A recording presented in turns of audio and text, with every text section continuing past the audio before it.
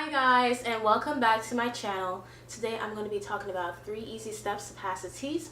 Let's get right into it. Alright, so the TEAS. The TEAS is one of the dreaded tests that we have to take before we get or even apply to nursing school. We have to get a good score. Other than passing our prereqs and worrying about those, we have to worry about the TEAS and then getting a good score or high score. Oh my gosh, what am I going to do? What I have to study? It's a lot.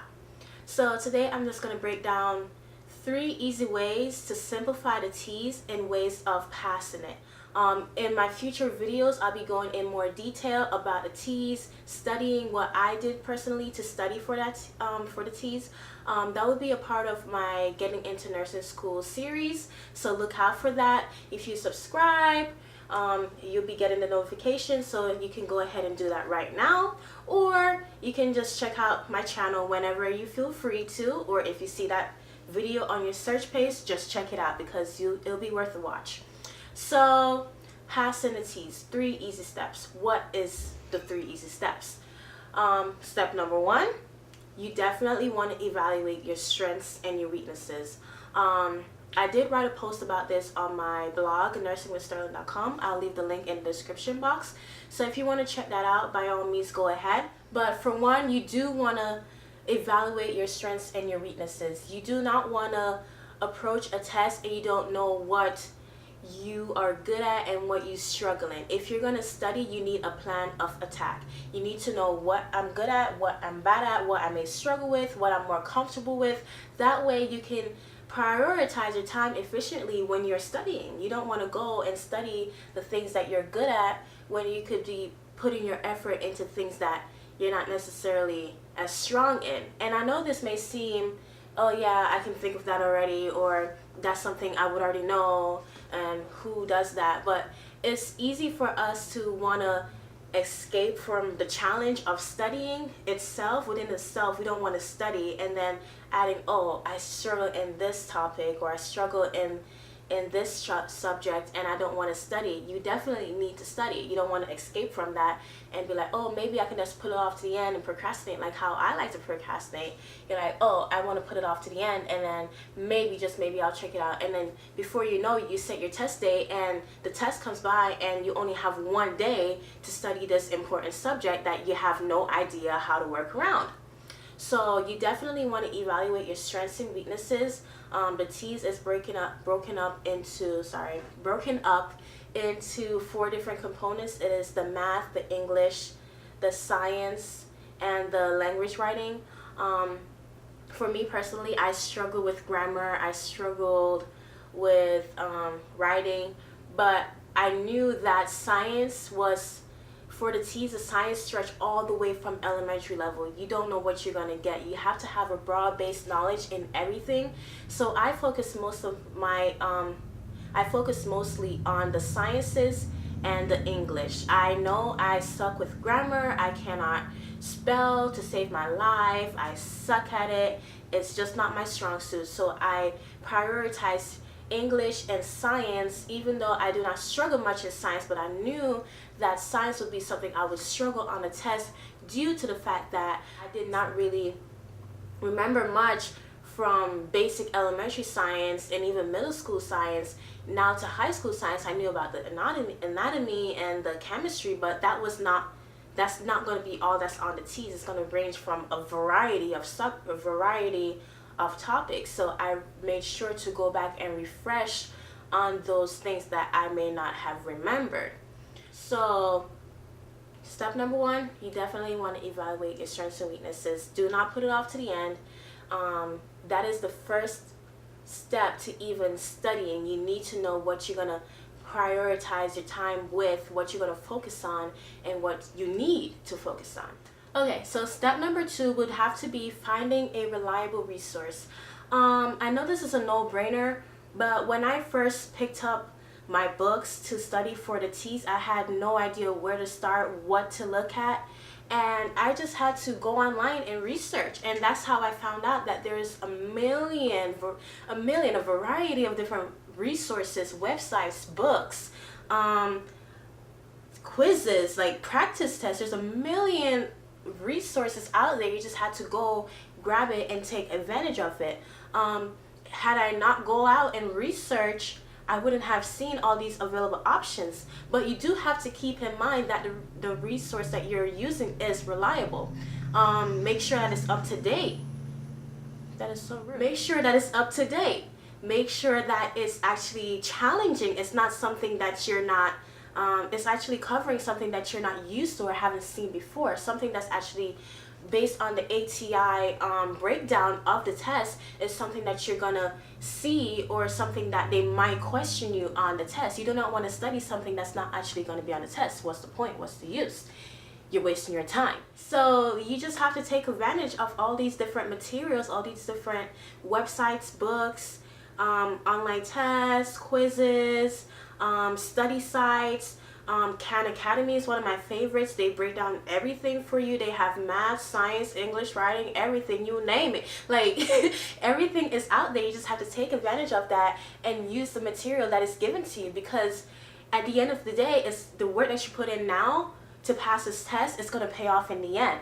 So finding a reliable resource that is not only challenging but also up to date, and something that is actually adhering to the ATI rules and breakdown of the TEAS assessment, the TEAS test, then definitely you need to research your topics, and you need to research your source.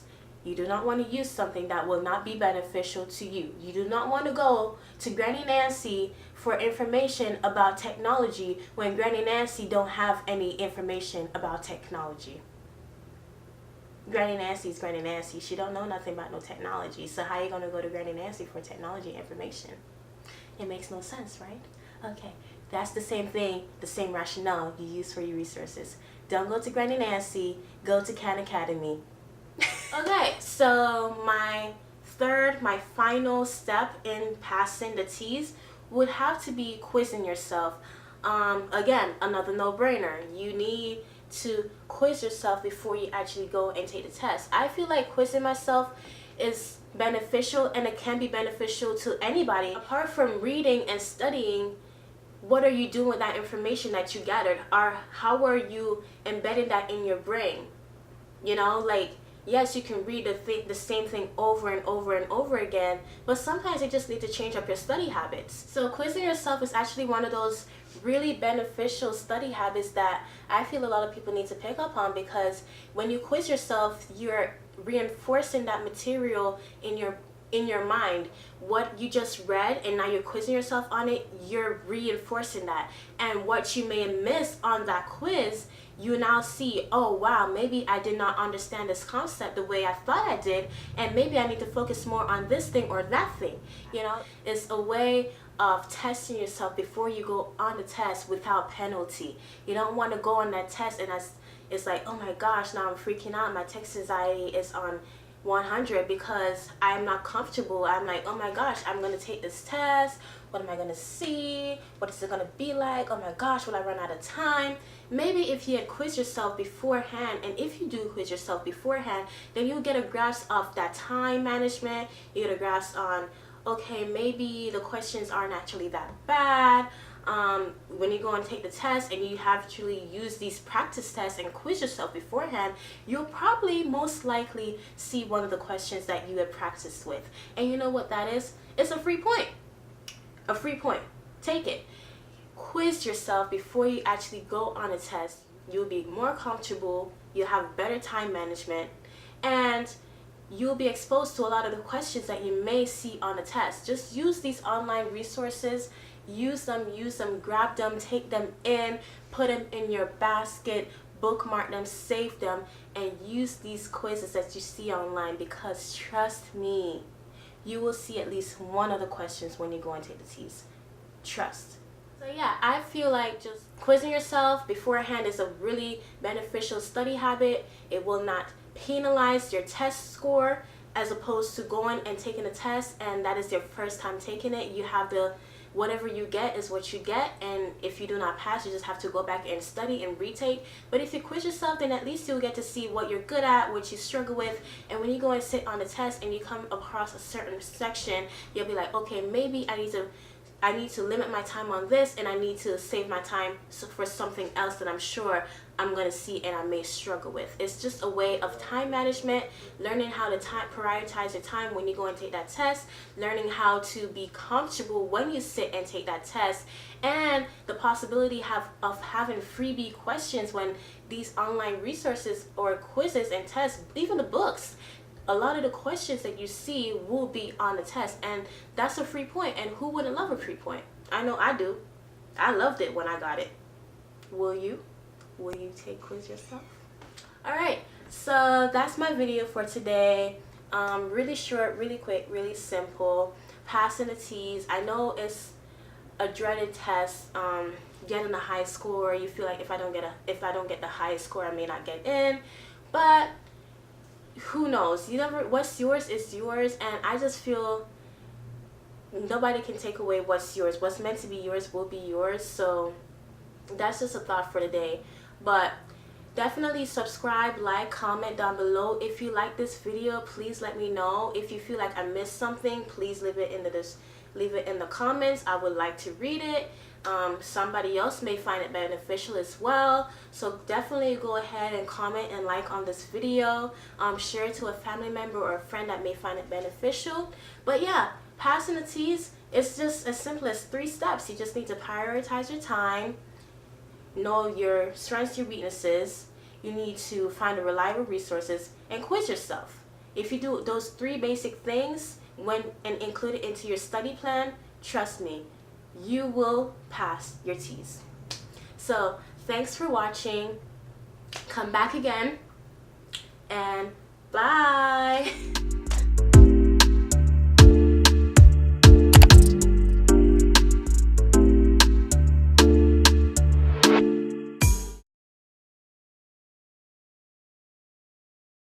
Challenging you, something that's actually going to be testing you on the materials that will actually be on the test.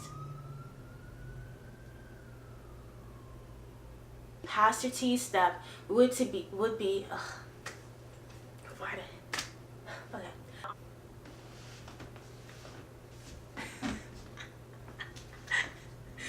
Gosh, why? Add, subtract, wig, pro, contract, curl, pro, contract.